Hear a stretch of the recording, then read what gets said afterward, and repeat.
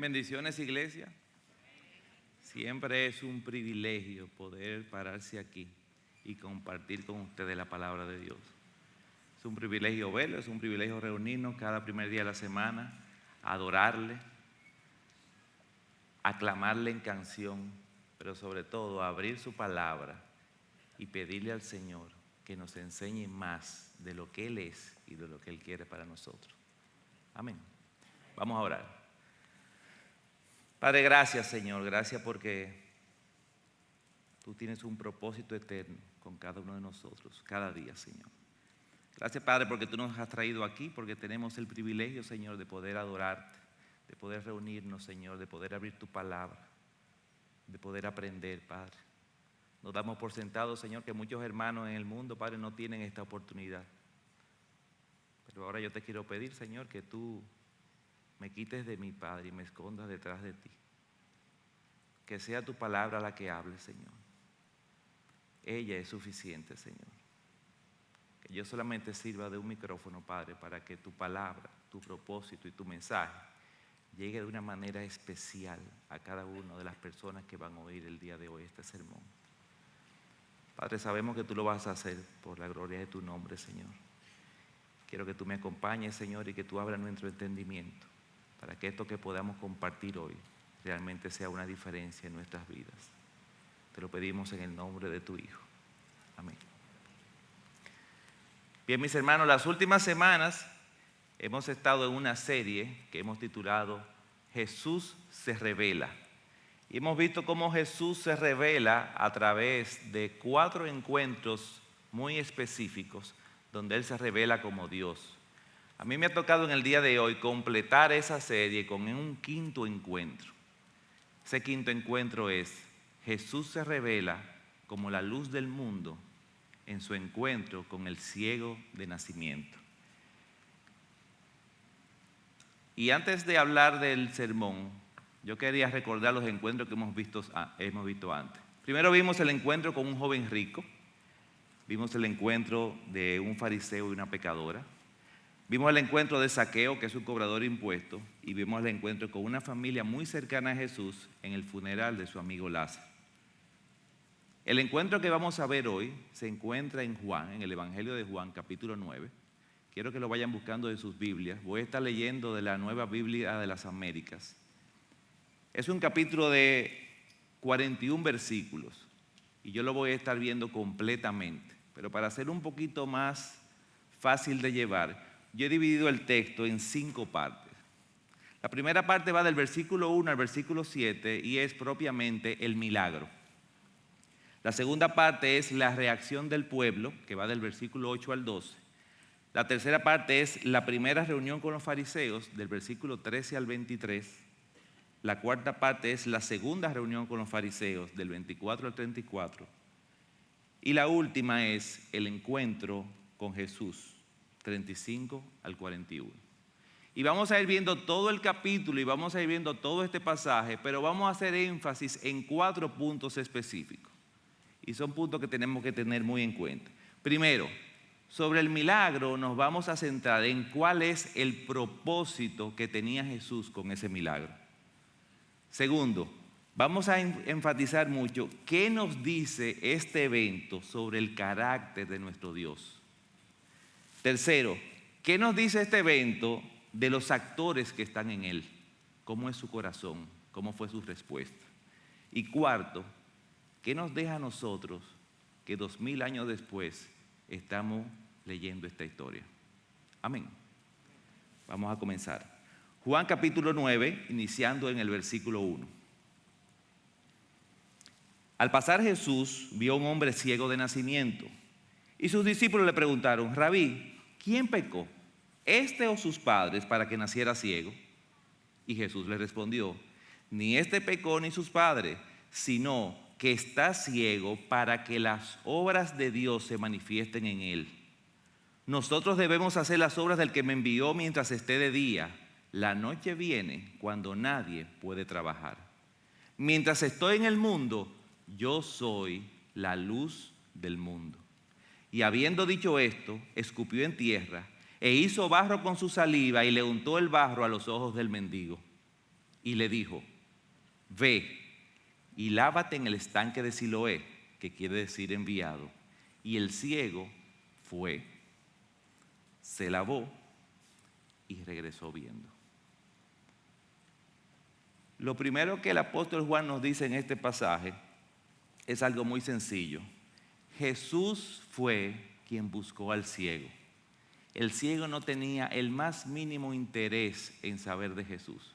Diferente quizá a algunos de los eventos que vimos en las semanas anteriores, donde había en algunos algún interés, inclusive si el interés era mal fundado, pero había un deseo, aunque sea por curiosidad, de saber quién era Jesús. En este caso, el ciego no tenía ningún tipo de curiosidad. Y otra cosa que Juan deja claro es que era ciego de nacimiento.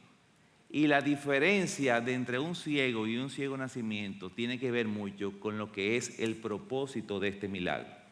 Este ciego no fue una persona que quizás tuvo un accidente y perdió la vista. Quizás cuando era pequeño le dio una fiebre muy alta, le dio meningitis y perdió la visión. No, este era un ciego que nunca en su vida había podido ver.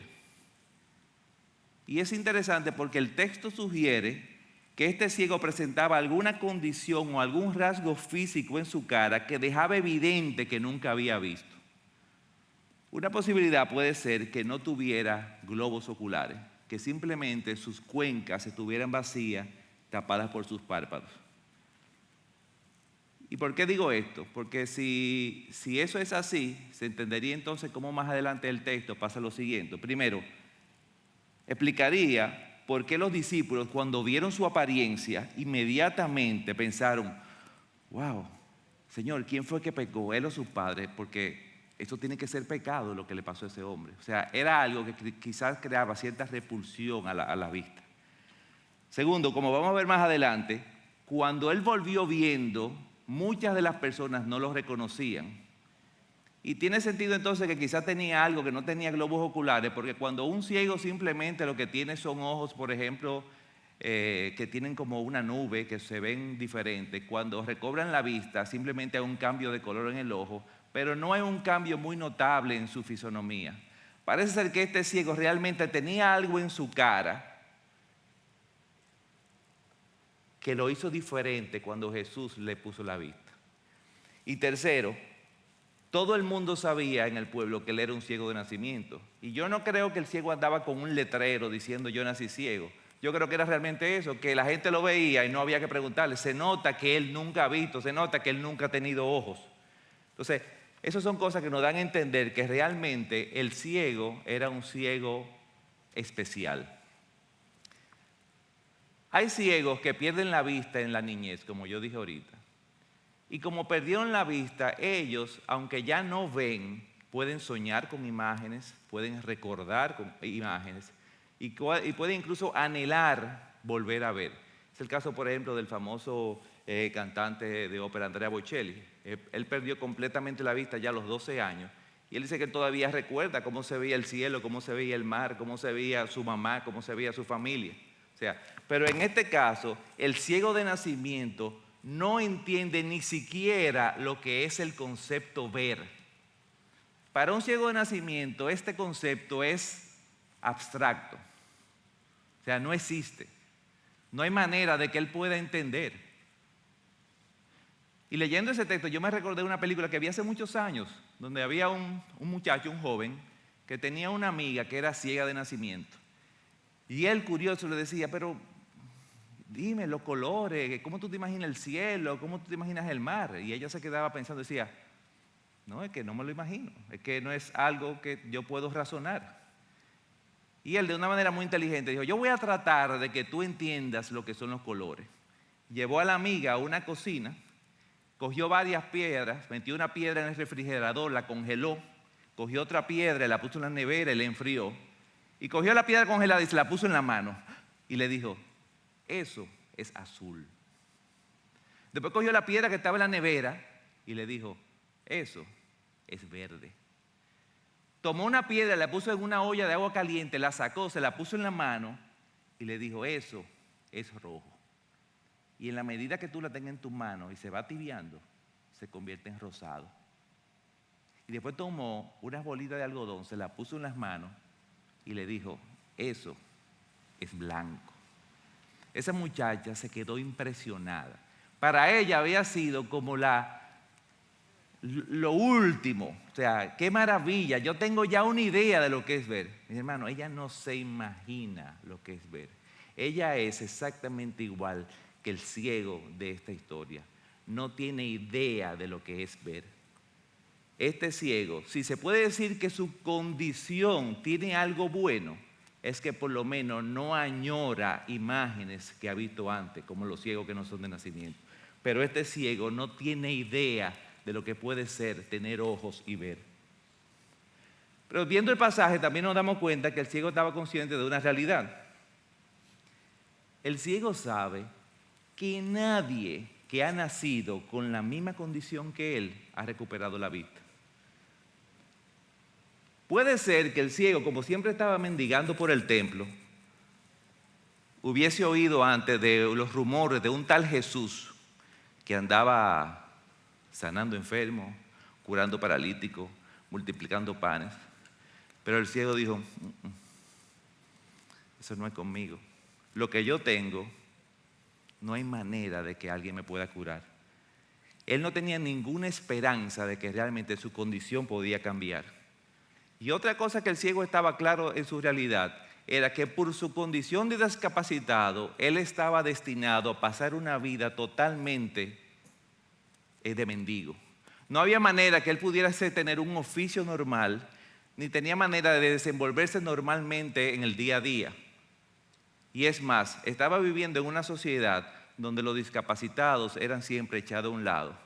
Recuerden, como dijeron los discípulos, que para los judíos las discapacidades eran fruto de un pecado grande y por lo tanto mantenían a esa gente siempre al lado.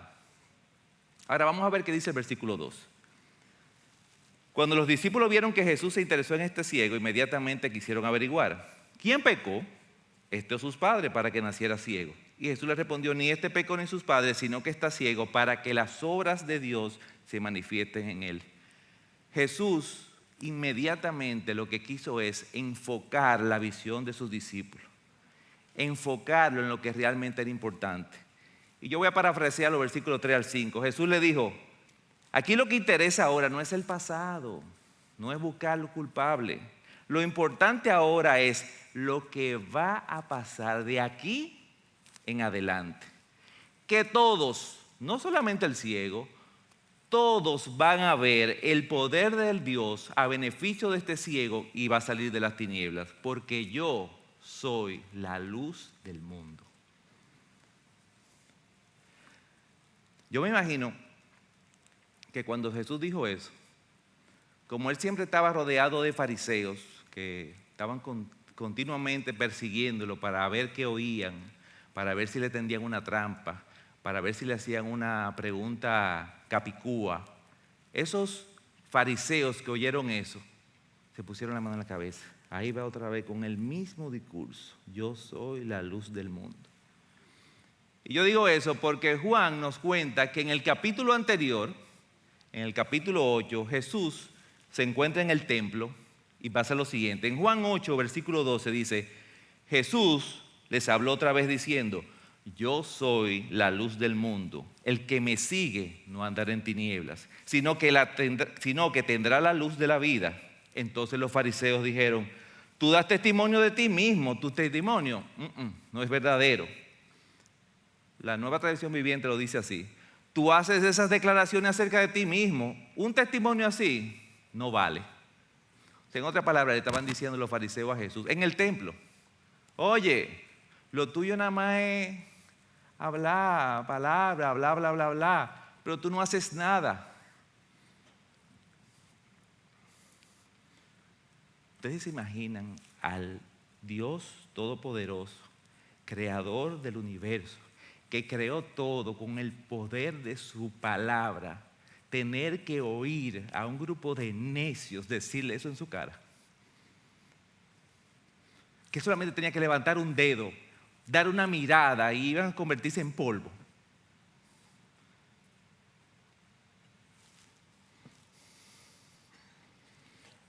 Por algo es que el Señor nos manda y nos dice, aprendan de mí, que dice que soy manso y humilde. Increíblemente, miren cómo en este pasaje se revela eso. Pero ya Jesús en el capítulo 8 había dado la parte teórica de lo que es su clase magistral, yo soy la luz del mundo.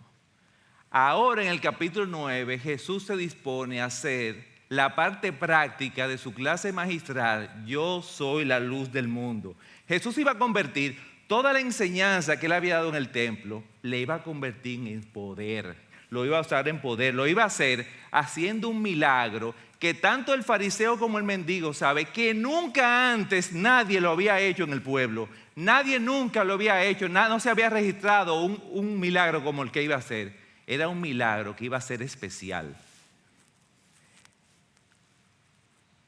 Hermano, y como yo dije que todo tiene que ver con el propósito, es muy importante este milagro que va a hacer Jesús. Los rabinos de tiempo antes de la época de Jesús habían dividido los milagros en dos tipos diferentes. Los rabinos decían que habían milagros generales que podían ser hechos por cualquier persona, por cualquier profeta, por cualquier rabino que fuera enviado o que tuviese el Espíritu de Dios. Pero había una serie de milagros que se conocían como los milagros mesiánicos. Eran milagros que solamente el Mesías lo podía hacer. De hecho, cuando hubiese una persona o alguien que hiciese esos milagros, era una prueba de que estábamos delante del Mesías. Eso era algo que los fariseos lo sabían. Quizás ellos mismos que lo propusieron porque eso no estaba en la ley de Moisés. Y los milagros mesiánicos eran 4. Primero, sanación de un judío leproso. Para los judíos, después que la ley de Moisés se estableció, donde todos sabemos que se decía que el leproso era una persona inmundo. De hecho, la única manera de que un humano vivo fuera inmundo era si tuviera lepra. Ellos decían que no había manera que otra persona normal, un vil mortal, pudiera hacer un milagro con un leproso porque no se podía acercar ni lo podía tocar. La única manera de que alguien pudiese curar a un leproso es si esa persona fuera el Mesías. Y ellos lo sabían. Segundo, la expulsión de un demonio mudo. Y me llamó mucho la atención, de un demonio mudo. Y es que en esos tiempos no era inusual que profetas, incluso los mismos discípulos vemos que sacaron demonios, pudiesen sacar demonios. Ahora, los judíos, ellos mismos habían puesto un ritual de cómo era que se sacaba un demonio de un endemoniado. De hecho, ese ritual Jesús, como por ejemplo, para dar un ejemplo, lo usó. Y el ritual consistía en lo siguiente. Había que poder comunicarse con el demonio a través del endemoniado. Entonces, si el endemoniado no podía usar sus cuerdas vocales, quiere decir que no había comunicación. Por lo tanto, no podía ser mudo. Había que tener comunicación con el demonio. Segundo, había que preguntar al demonio cuál era su nombre. Y tercero, había que ordenarle que saliera por su nombre del cuerpo del endemoniado. Obviamente, solamente el Mesías podía sacar a un demonio mudo de una persona porque no necesitaba comunicarse con él, ni siquiera pedirle permiso. El tercer milagro mesiánico es la curación de un ciego de nacimiento, que es lo que vamos a ver hoy.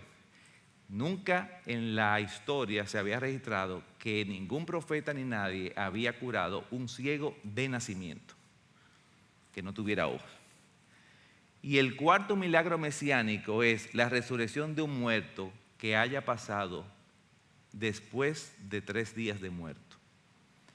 Ya Jairo vio la semana pasada cómo Jesús hizo ese milagro.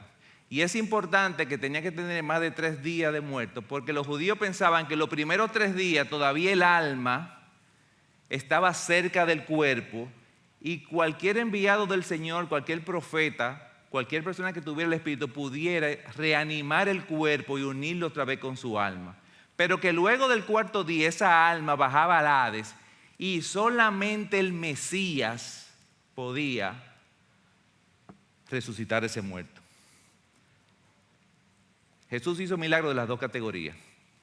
Pero hasta el momento de este encuentro, ya él había hecho milagros mesiánicos. Por ejemplo, él había sanado leprosos. De hecho, un día juntos sanó 10 leprosos. Y había expulsado varios demonios mudos. En Marcos 9:17 se recoge un caso. Dice, y uno de la multitud le respondió, maestro, te traje a mi hijo que tiene un espíritu mudo. Y siempre que se apodera de él, lo derriba y echa espuma. Cruje los dientes y se va consumiendo. Y dije a tus discípulos que lo expulsaran, pero ellos no pudieron. Y en Mateo 12:22 hay otro caso que dice, entonces le trajeron un endemoniado ciego y mudo y lo sanó, de manera que el mudo hablaba y veía. Entonces, mis hermanos, el escenario está listo. Y el Señor dice, yo soy la luz del mundo.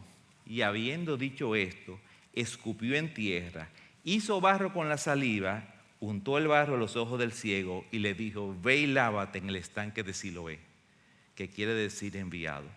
El ciego fue pues, se lavó y regresó viendo. Todos sabemos que bastaba una sola palabra para que Dios le creara unos ojos nuevos a ese ciego. Jesús no tenía ni siquiera que estar cerca del ciego. Pero como Jesús tiene un propósito con este milagro, Él quería hacerlo de esta manera. Recuerden, el propósito de este milagro es no solamente darle vista a un ciego, no es un milagro puramente de misericordia, era mostrar a todos que Él es la luz del mundo, que Jesús es el gran yo soy. Pero, ¿y por qué lo manda al estanque de Siloé? Porque también cumplía con el propósito del milagro. Vamos a ver un poquito qué es el estanque de Siloé.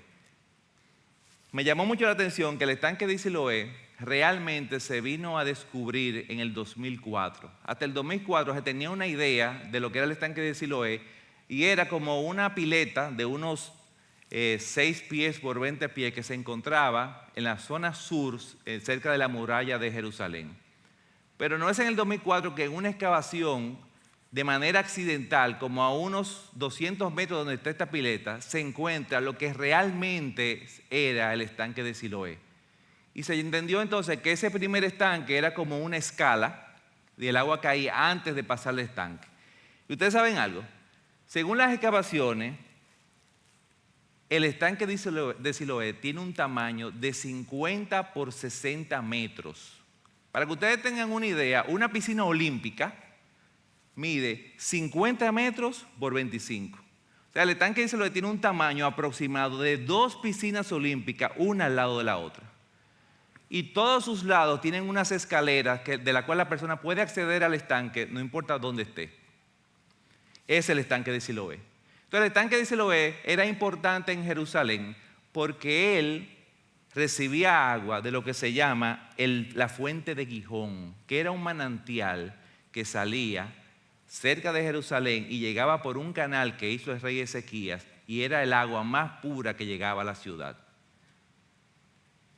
Pero no solamente eso, no solamente era importante este estanque por el tamaño, por donde estaba y por el tipo del agua, sino porque en las fiestas judías este estanque cobraba un protagonismo especial. Sobre todo en la fiesta que está ocurriendo mientras pasa eso, que es la fiesta de los tabernáculos. Ustedes saben que la fiesta de los tabernáculos es una fiesta que duraba una semana donde el pueblo de Israel hacía una serie de cabañas, de casas de campaña y recordaba su travesía por el desierto y cómo Dios fue fiel en esa travesía. Esa era una de las fiestas más importantes y la que iba más gente porque era una de las 3 fiestas judías donde la asistencia de los hombres judíos era obligatoria, no era opcional. Entonces en esa fiesta había un ritual que se hacía todos los días donde el sumo sacerdote bajaba en una procesión con todos los sacerdotes hasta el estanque de Siloé, llenaba una tinaja de oro del agua del estanque de Siloé y la devolvía al templo en símbolo de acción de gracias por la fidelidad del Señor y por su provisión de agua durante 40 años. Entonces, ahora hace sentido saber todo eso para entender por qué Jesús mandó al ciego al estanque de Siloé. Imagínense la escena, un estanque inmenso, en plena fiesta de los tabernáculos, el estanque lleno de personas, lleno de sacerdotes, el sumo sacerdote, quizá personas lavando ofrenda, todo el mundo ahí, y viene este hombre, quizá con un bastón, caminando, se comienza a meter, baja los escalones hasta el estanque de Siloé, la gente lo está viendo, mete sus manos, se lava el lodo de los ojos y lo primero que ve en el lago es el reflejo de su propia cara.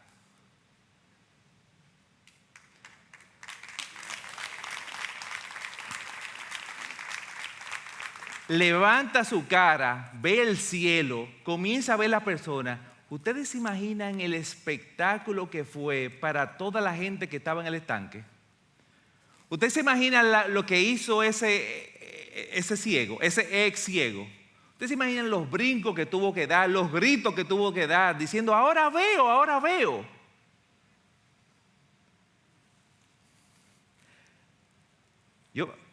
Parece que fue tan así que él salió corriendo y corrió tanto que el versículo que vamos a leer ahora dice que los vecinos lo vieron. O sea, que él llegó hasta su casa corriendo. Ustedes se imaginan esa escena, ustedes se imaginan la gente que le tuvo que caer detrás para averiguar qué es lo que había pasado. Entonces, con eso en mente, vamos al versículo 8. Vamos a ver la segunda parte. ¿Cuál es la reacción del pueblo? Entonces los vecinos y los que antes lo habían visto que era mendigo decían, ¿y no es este el que se sentaba y mendigaba? Él es, decían unos. No, se parece, pero no es, decían otros. Y el que decía, sí, yo soy. Entonces le decían, pero ¿y cómo te fueron abiertos los ojos? Y él respondió, el hombre que se llama Jesús hizo barro, lo untó sobre mis ojos y me dijo, ve al estanque de Siloé y lávate. Así que fui, me lavé y recibí la vista. Y le preguntaron, ¿dónde está él? Y él le dijo, no sé.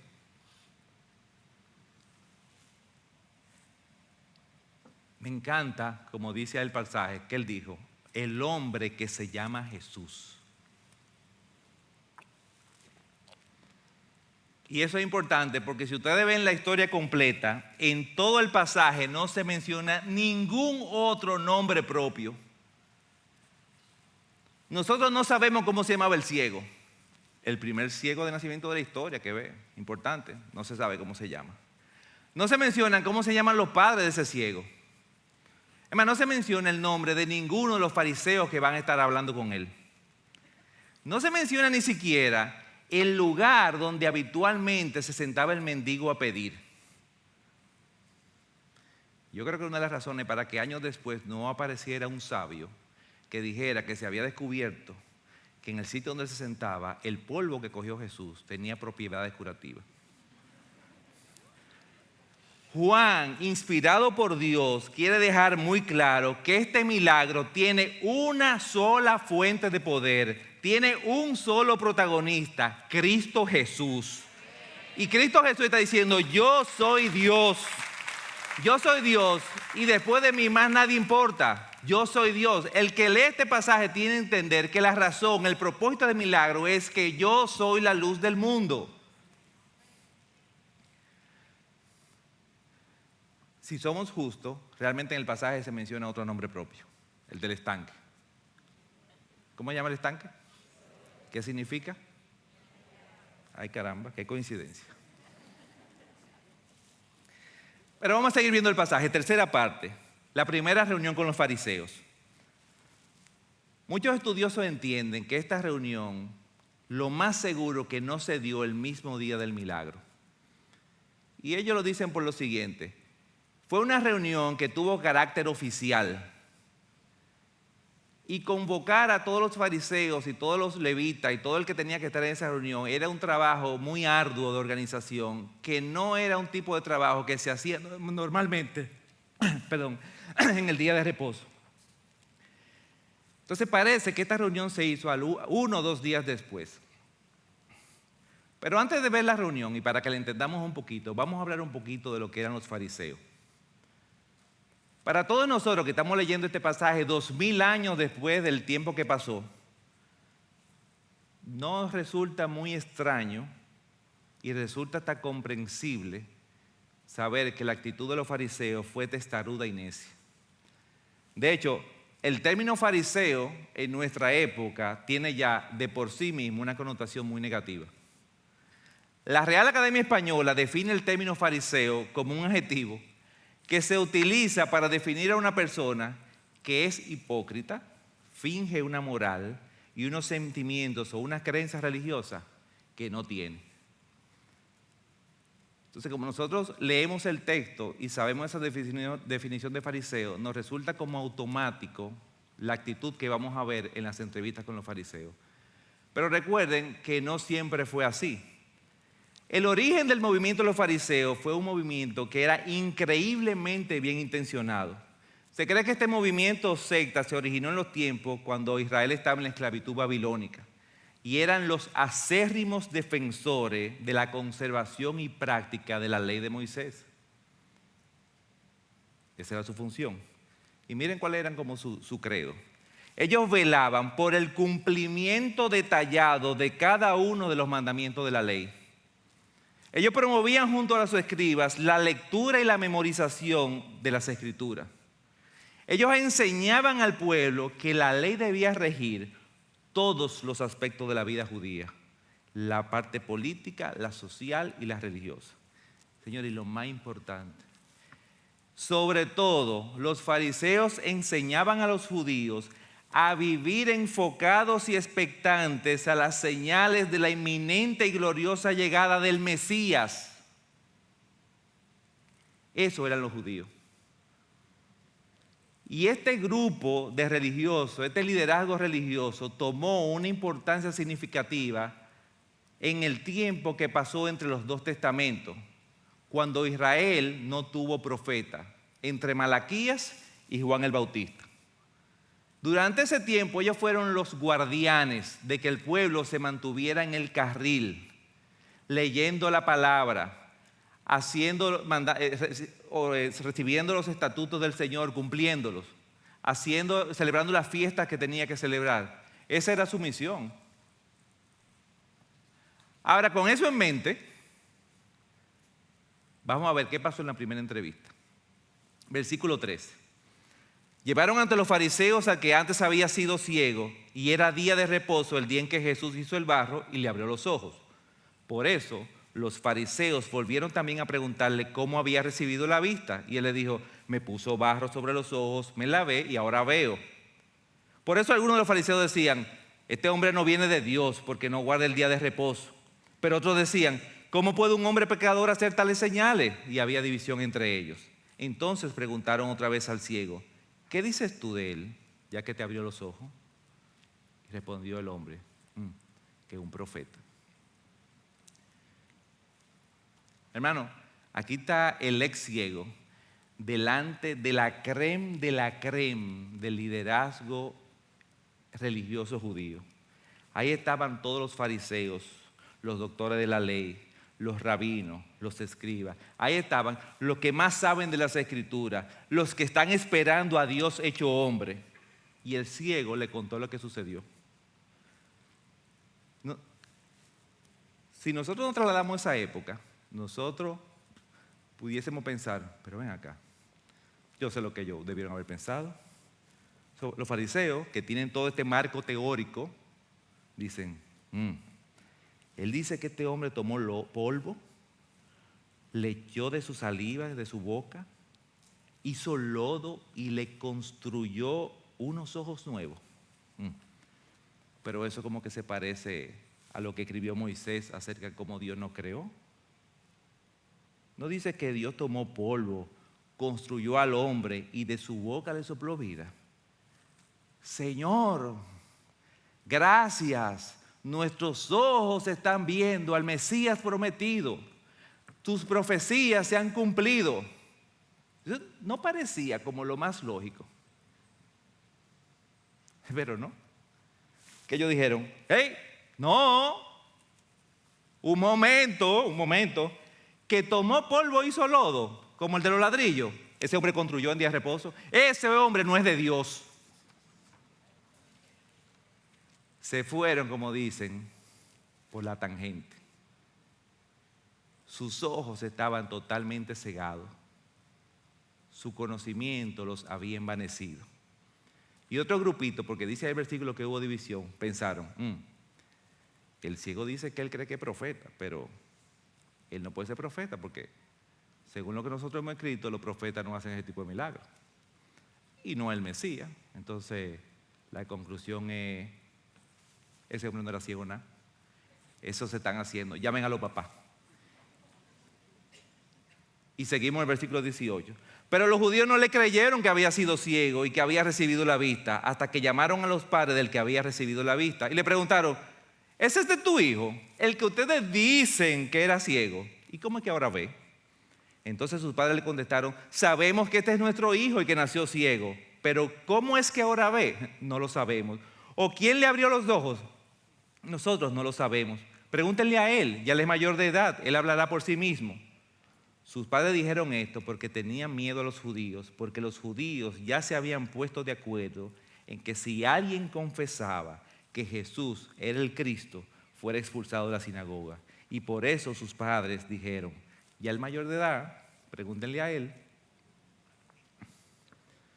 Ustedes saben muy bien que los padres sabían quién había sanado a su hijo. Porque el hijo llegó corriendo a la casa y se lo contó. Lujo de detalle.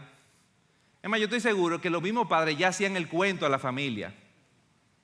Mi amor, ponte ahí como que tú eres el hijo de nosotros para yo enseñarle cómo fue. O sea, ya ellos estaban disfrutando un milagro que nunca habían ni siquiera soñado. Pero ellos tenían terror de que fueran expulsados de la sinagoga. Y ellos parece que muy pragmáticamente pensaron, bueno, mi vida, nosotros hemos tenido una vida muy dura levantando a este discapacitado que no nos ayuda en el trabajo. ¿Tú te imaginas que aparte de eso ahora nos saquen de la sinagoga y que en la calle nos tengan como unos parias? Que yo pierda mi trabajo, que los amigos nos volteen la cara, que no nos ayuden. Óyeme, va a sonar fuerte, pero que lo voten a él, pero no a nosotros.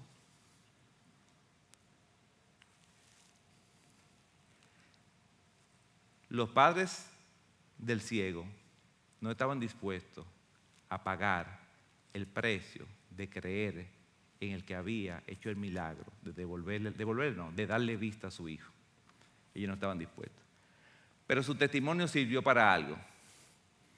Bueno, ya los fariseos tienen un problema más grande, porque comprobaron que realmente era ciego y ahora está viendo. Y dicen los fariseos, busquen al ciego otra vez. Versículo 24. Por segunda vez los judíos llamaron al hombre que había sido ciego y le dijeron, da gloria a Dios, nosotros sabemos que este hombre es pecador. Sigue el razonamiento de los fariseos. Bueno, ya no podemos negar que es un milagro. Vamos ahora a negar la fuente del milagro.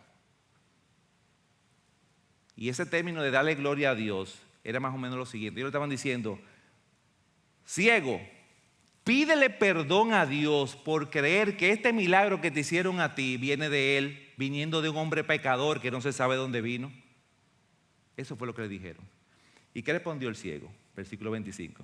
Entonces él le contestó, si es pecador, yo no sé. Ahora, una cosa yo sé, que yo era ciego y ahora veo, gloria al Señor.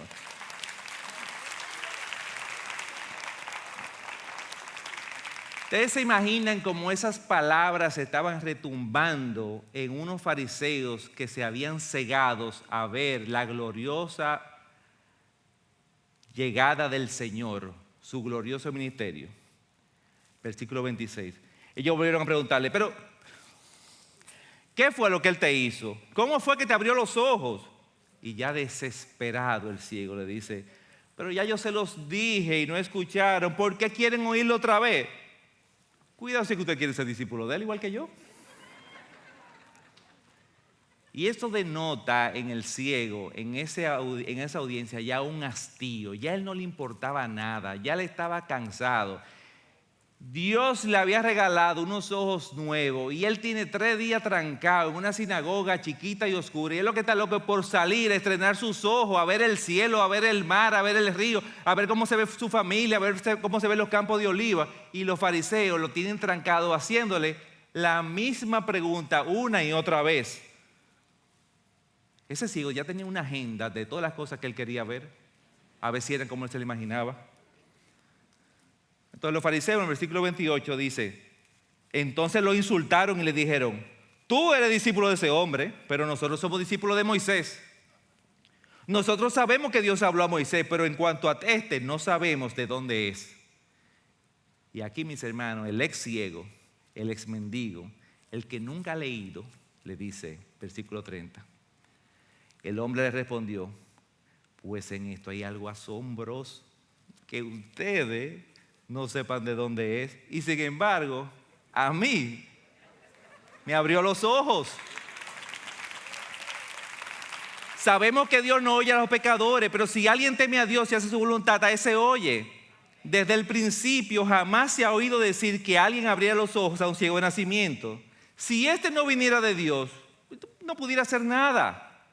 Y ellos le respondieron, tú naciste enteramente en pecado y tú nos enseñas a nosotros.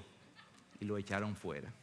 O sea, parafraseando este versículo, el ciego le dice, fariseo, eso es lo grande y maravilloso, que ustedes, los teólogos, los que más saben de Biblia, los que han estudiado en instituto, los que más leen, los que más versículos de memoria se saben, ustedes no saben ni quién es, ni quién lo mandó, ni por qué lo hizo. Y yo, un pobre infeliz, un ignorante, a mí, sin yo pedirlo, él me buscó y me abrió los ojos. Ustedes enseñan que Dios no oye a los pecadores, sino que oye a lo que hace su voluntad. Eso lo enseñan ustedes. Ustedes saben que nunca nadie jamás se había dado vista a un ciego de nacimiento. Es más, ustedes enseñan que este milagro es un milagro que solo el Mesías lo puede hacer. Imagino los fariseos, ay mi madre, hasta el mendigo sabe de los milagros mesiánicos. Y los fariseos no oyeron el mensaje,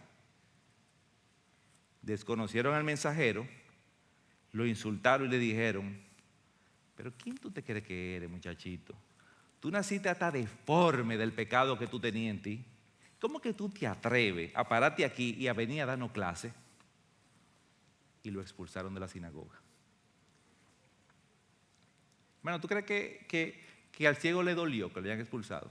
Yo creo que no. Yo creo que él estaba convencido que no había forma de creer en Jesús y mantenerse en la sinagoga. Eso era como mezclar aceite con agua. Él tuvo que hacer una decisión. Y él escogió seguir a aquel que lo sanó y que él estaba claro, clarísimo, por lo menos para él, que o era el Mesías o era alguno enviado por él. Hermano, ahora viene el pasaje, una de las partes más bonitas, porque nos habla muchas cosas de lo que es nuestro Señor. Y nosotros hemos visto que nuestro Dios es poderoso, hemos visto que nuestro Dios es celoso con su nombre, pero vamos a ver ahora que nuestro Dios nos ama, nos busca, no se hace el difícil y nos encuentra. Jesús supo cómo este hombre fue dejado solo por sus padres, humillado, pisoteado, insultado por su causa. Por eso él fue, lo buscó y lo encontró. Vamos a ver la quinta parte del pasaje, el encuentro del ex ciego con Jesús.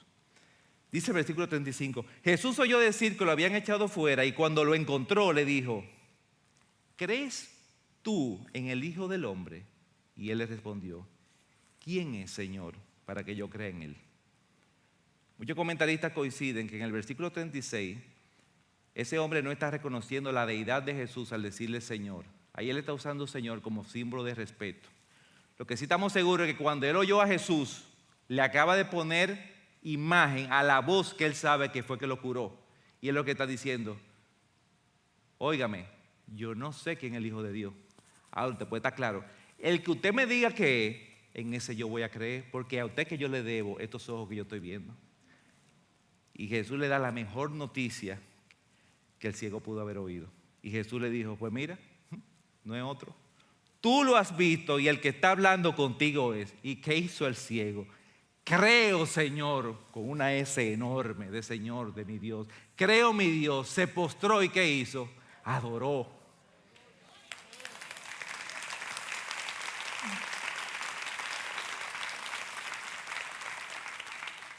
Hermano, en unos cuantos días, este hombre ciego fue dando los pasos que a muchos de nosotros nos toma años dar en nuestra vida cristiana.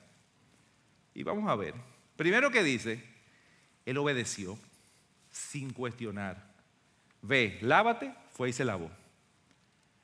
No, Señor, tú sabes que en el camino hay mucha gente porque es la fiesta de los tabernáculos y yo puedo tropezar y caerme y me puedo dar un mal golpe. No, Señor, es que me van a criticar porque es que en ese tanque está lleno de gente y están los sacerdotes y después me pueden echar un boche. No, nada de eso. Él fue y obedeció. Segundo, reconoció quién lo sanó, un hombre llamado Jesús. No se fue por la tangente, no trató de buscar una explicación filosófica. Fue un hombre que se llama Jesús, eso es lo que yo sé. Tercero, reconoció luego que Jesús por lo menos venía de Dios. Dijo, tiene que ser profeta. Cuarto, dio testimonio delante del mundo de su fe. Quinto, pagó el precio de su fe. Sexto, creyó en Jesús no solo como su sanador y salvador, sino como su Señor. Y séptimo, le adoró. Usted sabe la brega que nosotros nos da recorrer esos 7 pasos en nuestra vida cristiana.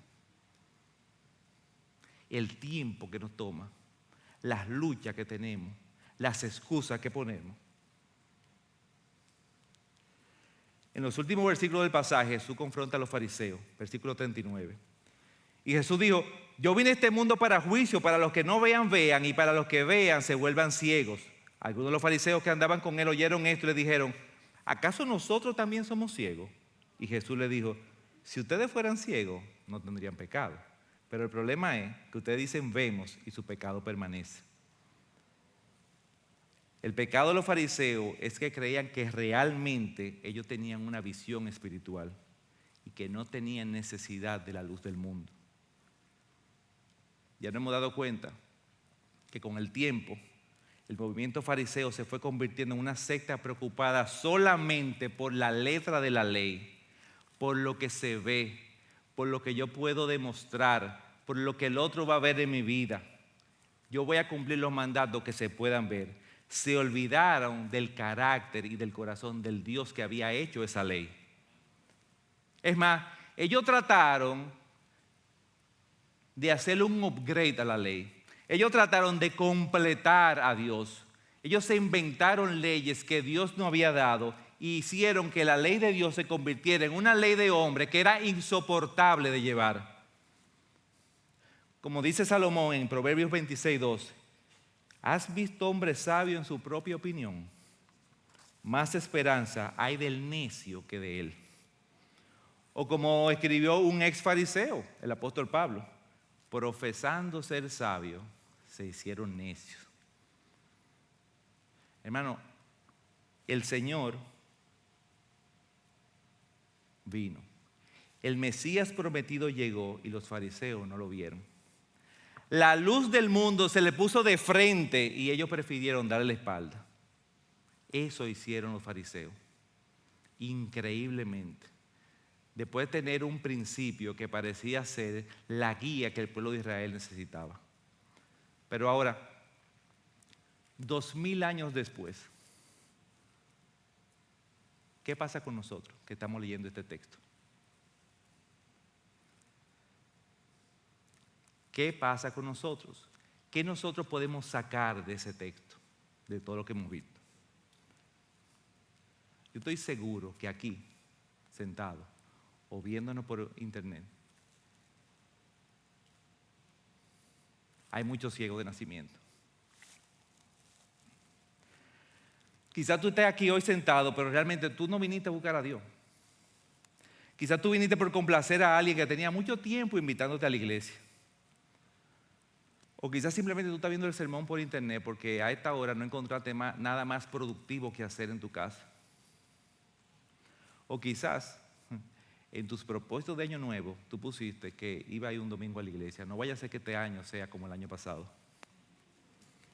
Pero quizás como el ciego, tú crees que tu condición espiritual no tiene esperanza, que no hay nadie que te pueda dar una solución.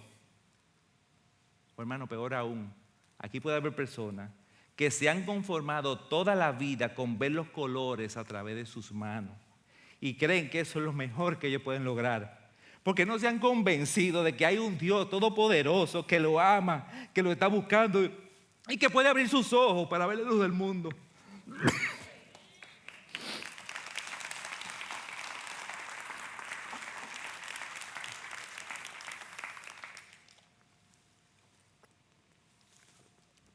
Pero yo sé que aquí también hay personas como los vecinos del ciego, como los papás del ciego, o como los judíos que estaban en el estanque.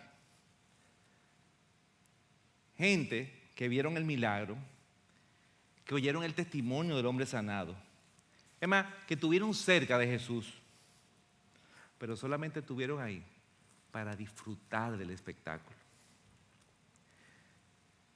Quizás tú estás aquí hoy, tú tienes años viniendo a la iglesia y tú la disfrutas, te encanta la adoración, te encanta la Santa Cena. ¡Wow! ¡Qué bueno que hay bautismo! ¡Precioso!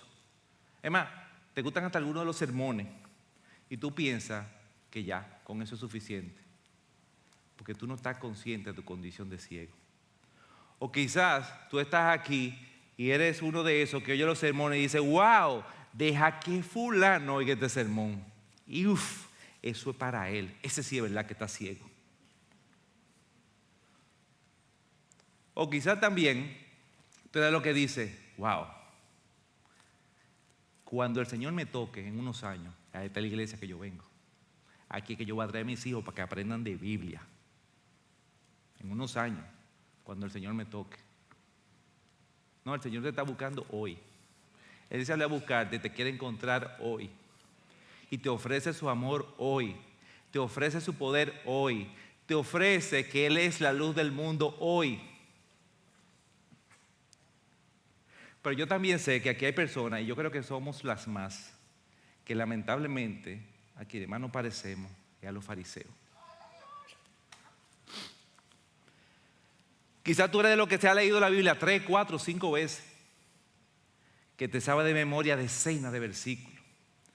Que tú puedes tener una discusión teológica y lo más seguro es que tú la vas a ganar. Quizás tú tienes un diploma en un instituto de estudios bíblicos. Es más, quizás tú tienes años sirviendo en muchos ministerios de la iglesia. Pero con el tiempo, tú te has dado cuenta que tus ojos se han ido cerrando. Tú te has dado cuenta que aunque tú te sabes de memoria muchos versículos, por nada estéis famosos, si no sean conocidas vuestras peticiones. Y la paz de Dios que sobrepasa, en tu vida tú nos reflejas que tú crees en un Dios soberano. Tú te das cuenta que aunque te pasas todos los domingos tomando nota, tu vida del lunes parece como si tú lo borraras esa nota. Tú te has dado cuenta que cuando un hermano te amonesta o te hace ver una falta, en vez de tomarlo como un mensaje que vino del Señor, no, tú lo que haces es que desacredita al hermano. Tú te has dado cuenta que con el tiempo tú te has llenado de orgullo y lo has disfrazado de celo por Dios. Y tú te has vuelto sabio en tu propia opinión. Tú te has dado cuenta que realmente lo que tú has hecho es todo lo contrario al ciego. Tú has cogido lodo y te lo has puesto en los ojos, tierra y te has cegado. Hermano, hay una buena noticia. No importa en cuál de los tres grupos usted se ve identificado, la necesidad es exactamente la misma. Tú necesitas que tus ojos sean abiertos. Tú necesitas ver la luz del mundo. Tú necesitas ver a Dios en medio de tu aflicción. Tú necesitas ver su gracia en un hijo descarriado, en un esposo infiel. Tú necesitas ver su amor en ese hermano que te juzga y que tú no soportas. Tú necesitas ver su soberanía en medio de la crisis financiera. Tú necesitas ver su fidelidad en medio de la enfermedad de un ser querido o la muerte. Tú necesitas ver a Dios en todo y siempre. Hermano, yo quiero cerrar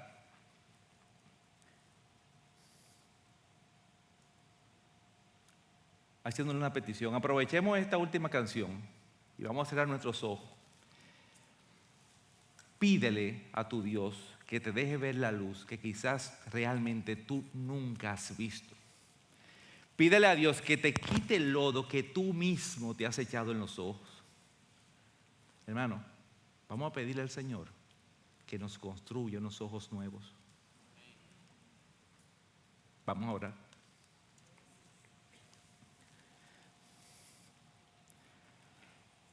Padre, tú conoces cada alma que está escuchando hoy tu palabra. Tú conoces su corazón, tú conoces su necesidad personal de ti, Padre.